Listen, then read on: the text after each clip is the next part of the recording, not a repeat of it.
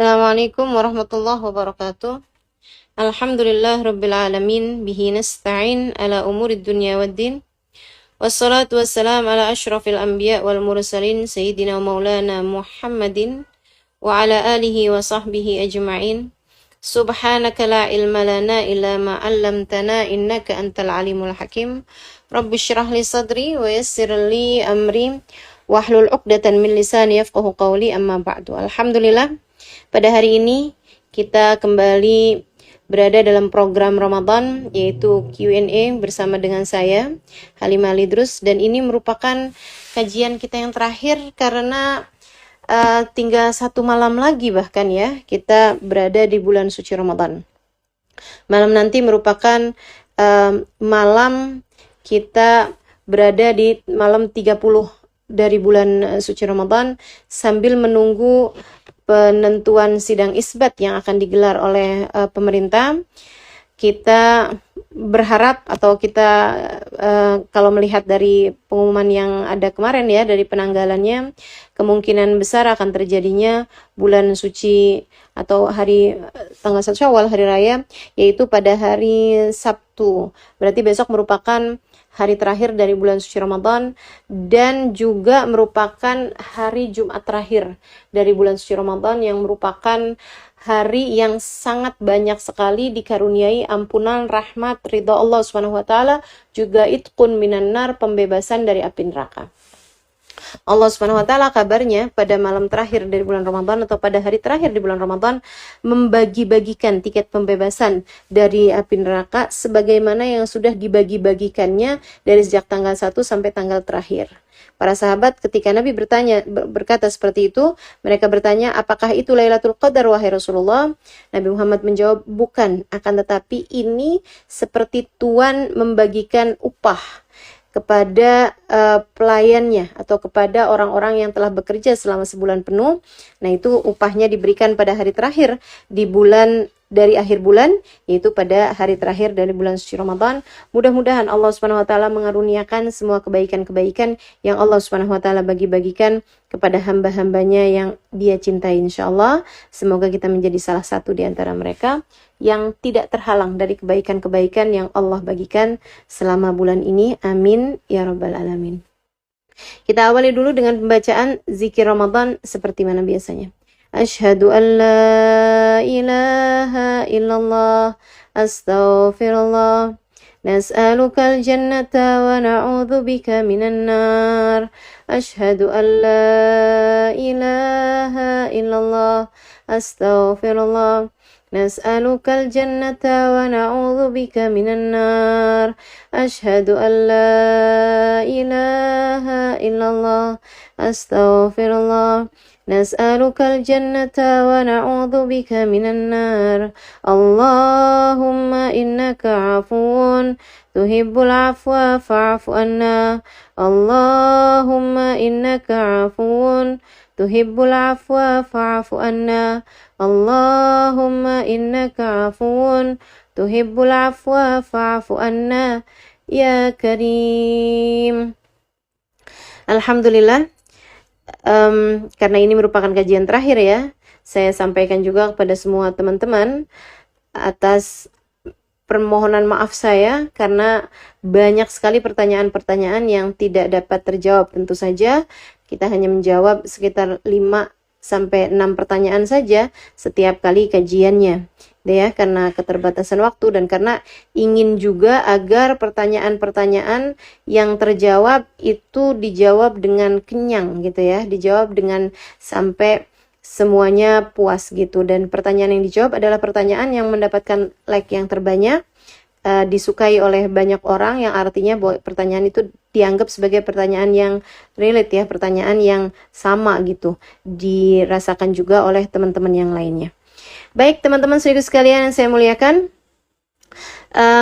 kita akan beranjak kepada pertanyaan yang pertama, yaitu pertanyaan yang datangnya dari Arifah Rizki. Arifah Rizki 2. Ya, berarti ini ada satunya nih ya. Ini berarti ini Arifah Rizki cabang nih. Assalamualaikum Ustazah, izin bertanya. untuk penghujung bulan suci Ramadan ini, ibadah apa yang baiknya dilakukan agar iman kita seringkali naik turun bisa tetap terjaga, dan agar menghilangkan rasa ketakutan Allah jauh dari kita ketika iman sedang turun. Rasa takut setelah bulan suci Ramadan tentang keburukan-keburukan yang menghantui, cara terbaik yang bisa dilakukan seperti apa Ustazah agar bisa menghilangkan rasa itu? Jazakillah khair. Teman-teman sekalian saya muliakan, di bulan Ramadan ini alhamdulillah ya ada banyak kebaikan-kebaikan yang bisa kita lakukan, dan tentu saja kita berharap semoga di bulan-bulan sesudah bulan suci Ramadan kebaikan-kebaikan itu juga tidak begitu saja hilang dari kita, akan tetapi kita juga tetap dapat melanjutkannya dengan kebaikan-kebaikan yang kita lakukan di bulan suci Ramadan tersebut gitu. Nah, karenanya saya akan menyampaikan beberapa poin untuk kamu dapat melaksanakannya sesudah atau selama di bulan suci Ramadan ini, juga untuk kamu dapat melaksanakannya sesudahnya. Yang dapat kamu lakukan di sisa Ramadan kamu ini adalah memperbanyak niat baik, teman-teman. Niatlah agar kebaikan-kebaikan yang dapat kamu lakukan di bulan ini juga dapat terus kamu laksanakan untuk sesudah bulan suci Ramadan nanti gitu. Jadi itu adalah hal yang dapat kamu lakukan di sisa Ramadan ini gitu ya. Kenapa begitu? Karena bahkan pahala niat pun itu juga berlipat-lipat ganda. Gitu kan, karena memang selama bulan Ramadan ini kebaikan berlipat-lipat ganda gitu, karena niat sekalipun itu juga berlipat-lipat ganda gitu. Nah, seperti yang sering disampaikan bahwa di bulan suci Ramadan ini amal kebaikan berlipat ganda bahkan hingga dari 70 hingga sampai ke 1000 kali lipat gitu. Nah, ketika kamu meniatkan kebaikan-kebaikan untuk sisa Ramadan atau sesudah Ramadan nanti, maka kamu pun juga akan berlipat-lipat ganda pahala niatnya. Misalnya niat untuk sesudah bulan suci Ramadan kamu tetap akan menjalankan sholat malam. Sholat malam seperti mana yang kamu lakukan selama bulan suci Ramadan ini dengan kamu melaksanakan sholat tarawih. Nah, di bulan sesudah bulan suci Ramadan tentu kamu tidak dapat lagi melaksanakan sholat tarawih. Akan tetapi kamu tetap bisa melaksanakan atau tidak meninggalkan sholat witir yang juga kamu terbiasa untuk melakukannya selama bulan suci Ramadan. Gitu ya. Kamu bisa untuk tidak tidur kecuali setelah mengerjakan sholat witir misalnya. Atau selama bulan Ramadan ini kan kamu juga jadi lebih mudah untuk melaksanakan sholat dengan berjamaah. Coba juga niat bahwa nanti sesudah selesai bulan Ramadan saya juga tidak akan meninggalkan sholat dengan berjamaah. Karena kan sebagaimana yang kita tahu, sholat berjamaah itu pahalanya 27 kali lipat. Sholatul jamaah tafdhul sholatul fard bisaba' wa isyrina darajah. Sholat berjamaah itu 27 kali lipat dibandingkan dengan sholat biasa gitu. Nah, jadi anggaplah bulan Ramadan ini sebagai pelatihan. Sesudah Ramadan nanti kita tinggal melaksanakan apa yang akan kita laksanakan di sana dari kebiasaan-kebiasaan kita di bulan suci Ramadan, dan sebelum itu selama bulan Ramadan ini kita meniatkannya gitu. Kita meniatkannya yang pertama dengan tujuan, karena pahala niat sekalipun itu berlipat ganda teman-teman. Kita jangan sampai lewatkan kesempatan yang sisa hanya 1 hari beberapa jam ini ya.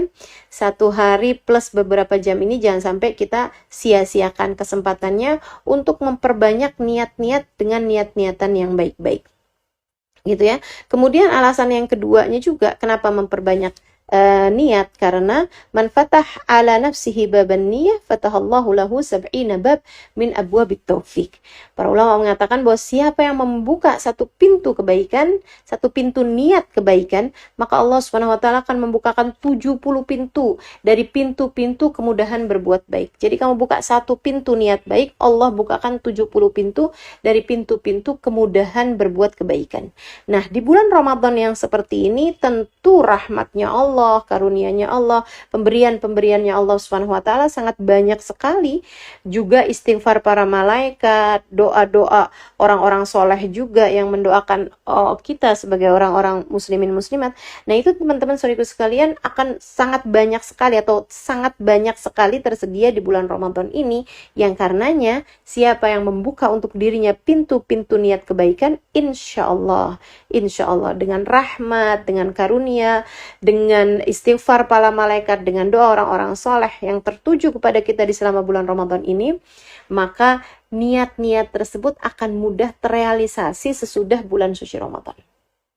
Gitu ya, kita akan lebih mudah untuk mengerjakan kebaikan-kebaikan tersebut di sesudah bulan suci Ramadan. Dan salah satu dari niat baik yang kamu harus niatkan di bulan suci Ramadan ini adalah niat untuk meninggalkan perbuatan-perbuatan dosa. Teman-teman sekalian, niat sungguh-sungguh agar Allah Subhanahu wa taala tidak membiarkan kita lagi terjatuh kepada jurang-jurang dosa.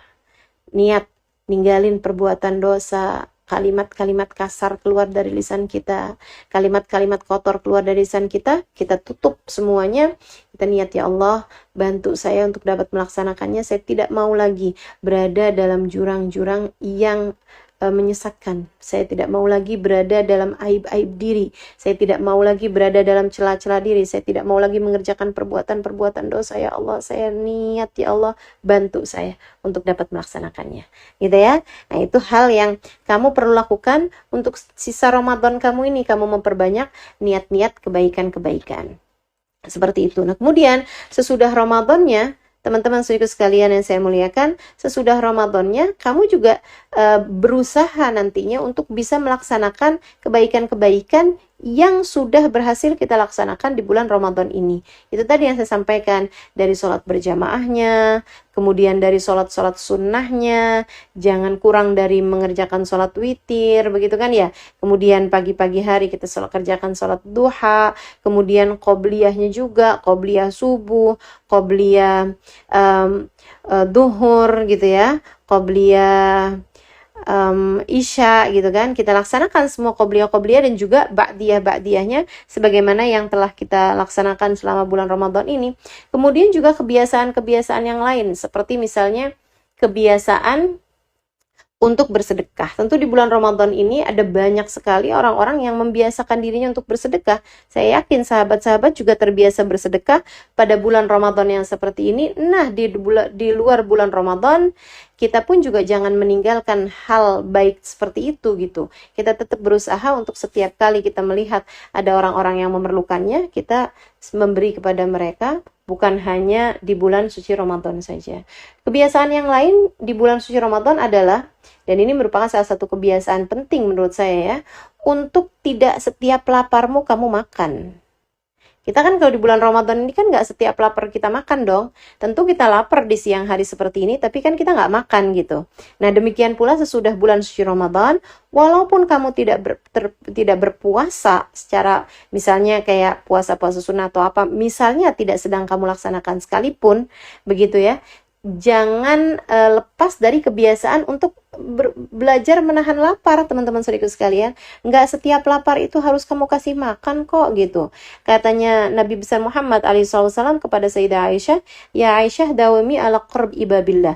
Wahai Aisyah, terbiasalah atau sering-seringlah mengetuk-ngetuk pintu Allah Subhanahu wa taala. Terus-teruslah ngetuk-ngetuk pintu Allah. Sebab bagaimanapun kan kalau Allah diketuk-ketuk pintunya pasti akan membukakan juga gitu. Rahmatnya, hadiahnya, karunianya, pemberiannya, kebaikan hati, kehusyuan, salat, ibadah, ilmu, manfaat, begitu banyak pemberian-pemberian Allah Subhanahu wa taala yang Allah Subhanahu wa taala akan berikan. Nah, katanya Nabi Muhammad, terus-teruslah mengetuk-ngetuk pintu Allah Subhanahu wa taala. Sayyidah Aisyah bertanya, "Bimadzaka ya Rasulullah?" Gimana caranya saya mengetuk-ngetuk pintu Allah Subhanahu wa taala wahai Rasul?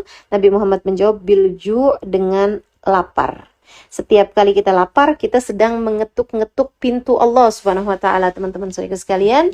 Maka selepas bulan suci Ramadan, walaupun Ramadannya sudah tidak lagi membersamai kita karena kita sudah beranjak kepada bulan-bulan yang selanjutnya, nah itu kebiasaan menahan lapar itu juga harus terus-terusan kita jaga. Mudah-mudahan kita tidak menjadi hamba hawa nafsu kita, akan tetapi kita sungguh-sungguh menjadi hamba Allah Subhanahu wa taala sebagaimana yang sudah kita pelajari hal ini selama bulan suci Ramadan.